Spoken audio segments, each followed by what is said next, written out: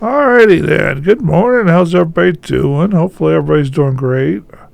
I've got a movie. I don't know if I've talked about this on this channel before or not, but I was struggling there to keep a list of what I've talked about and what I didn't, and I lost the list. So now I've got a list, and I've got it set up where I could keep track. So here's a movie that I've had for a while and watched a couple times, and it came out in, well, I don't know when it came out. Let me look. 2019. It's a car movie. It's called Ford versus Ferrari. And they were trying to win the race Le Mans 1966. Now this is the one where Carroll Shelby was involved, and they had a driver. Carroll Shelby had a driver. Ford Motor Company didn't like. So the Ford Motor Company was having trouble with sales at the time, and they went to Carroll Shelby because he was building the Ford Cobras in his shop in Vegas, I think it was. And it may not have been Vegas. He had a whole airport road for him out in front of the shop, a whole concrete road test track.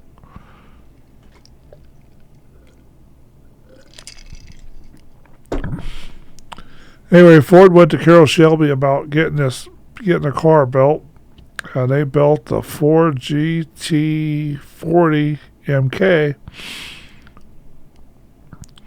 and they launched a new Mustang while it was while they were at it, which turned out to be a pretty good thing. And they turned out to be real good. And they showed him selling cars that weren't even built, because Carroll Shelby just needed money to build them, so he sold cars, quick car guys, cars that weren't even built, so that he could build them to sell them and make money on them.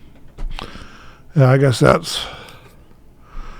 But they did it pretty good. I mean, the first time they went to in the movie, at least the first time they went to Le Mans, they lost because Ford wanted to do it their way and not Carroll Shelby's way, and they lost. They lost everything.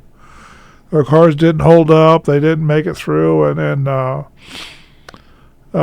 Carroll Shelby got the go-ahead to build the car, and they made bets to get his driver in the car, and in the Indianapolis 500, they were racing the car there, and the GT40, which I wouldn't mind having one of the modern versions.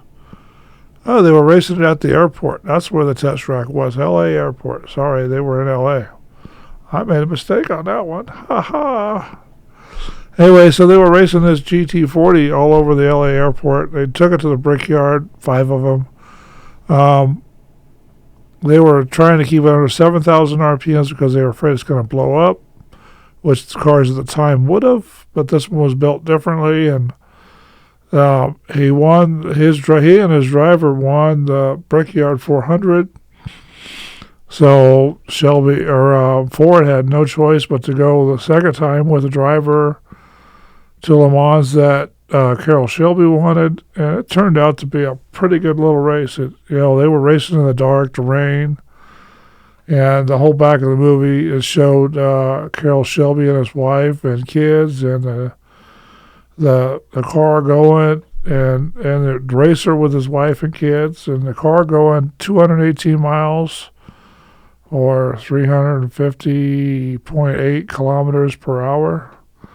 According to the thing, and they were doing more than that in the show, and they were doing it all night long. Now, when they were at NASCAR, they were trying to stay below 7,000 RPMs, and then towards the end,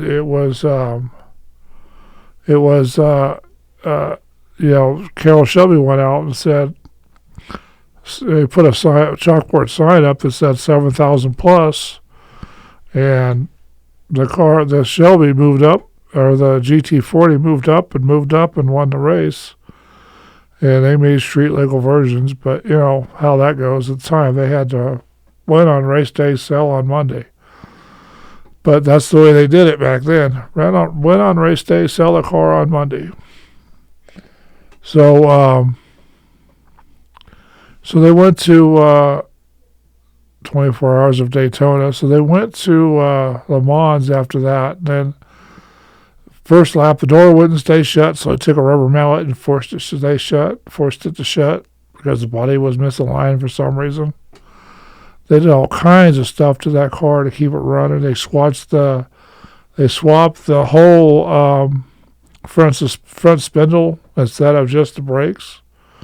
Unbolt it from the holders and pull it off and put a whole new unit back on. Rotors, brakes, bearings, the whole 9 yards got changed that way, which is pretty good. So they ended up running a 24-hour. That's where the saga begins, and you'll have to go watch it to find out if Ford won. But it turned out to be a pretty good little race, and a lot of politics between them and Ford because one of the executives was going nuts, and he stole some stopwatches from France, and he did a lot of stuff for a next door neighbor. So it turned out to be a really, really good movie, and I liked it. I liked it a lot. So I suggest you go get this one and watch it too. Oh, I'm not even done with this yet, and I've been rambling on. I thought I was done. Okay, 20th Century Fox released this thing. There was a whole bunch of hands in the pot, but it was 20th Century Fox released this thing. August 30th, 2019. It was released in Talbot. Oh, it was released overseas. And then August 15th, 2019, it was released in the United States.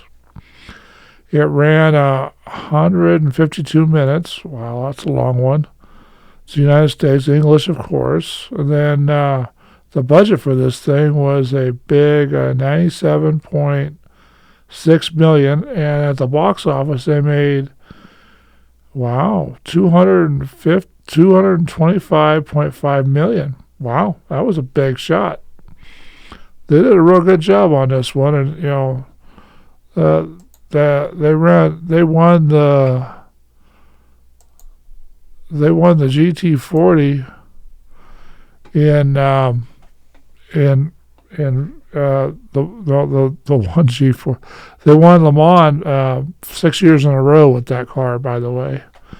Now the car is retired and it's sitting in a museum over at Ford.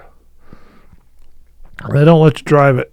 No, I'd always tried, but they don't let you drive it. They'll let you drive the new versions of it. You can go buy one off the lot. They say it's got the same horsepower. I don't believe it, but I could never get them to 219 miles an hour when I test drove them. But that's part of the game. Okay, so here we go, and we'll talk to you later. Hopefully you enjoyed this one, and we'll see you with the next one. Bye now.